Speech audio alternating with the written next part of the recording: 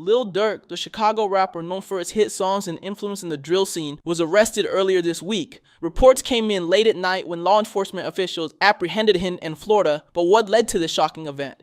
This arrest will be the end of Lil Durk, and we will show you why in this video. Before we get started, make sure to leave a like on this video if you're a fan of Lil Durk, and don't forget to hit that subscribe button if you're new to the channel. Now, as many of you know, this isn't the first time Durk has faced legal troubles. Back in 2019, he was involved in a shooting incident, but charges were eventually dropped. Throughout time, he has also faced other smaller charges, and that has ultimately gotten away from without serving any real time. But this latest arrest raises questions about his ongoing legal battles and what it means for his career, because Durk has never faced charges like this.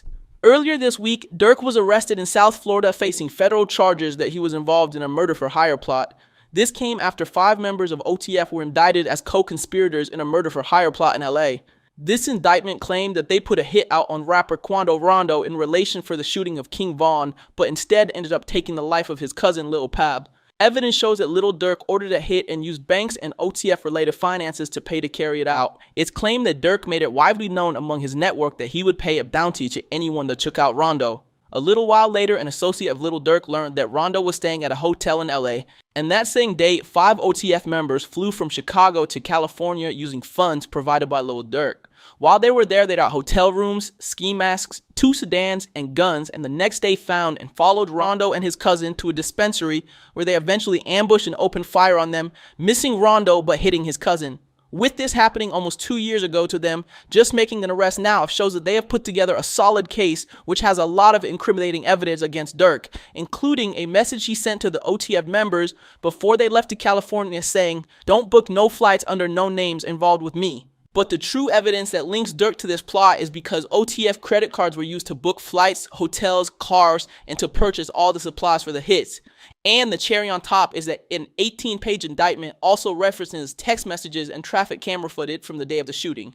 There has also been rumors that an OTF member named Jam allegedly wore a wire and cooperated with authorities to get evidence about the shooting. But there was no reference to this in the indictment, so there is no true proof of this as of now. This is a serious situation for Lil Durk, and he seemed to know what was coming after he was apparently attempting to flee the country as soon as the 5 OTF members were arrested in Chicago. He allegedly flew to Fort Lauderdale and booked 2 flights, one to Dubai and one to Switzerland. He didn't get on either of those flights and then booked a 3rd flight on a private plane to Italy but was arrested before he could board it.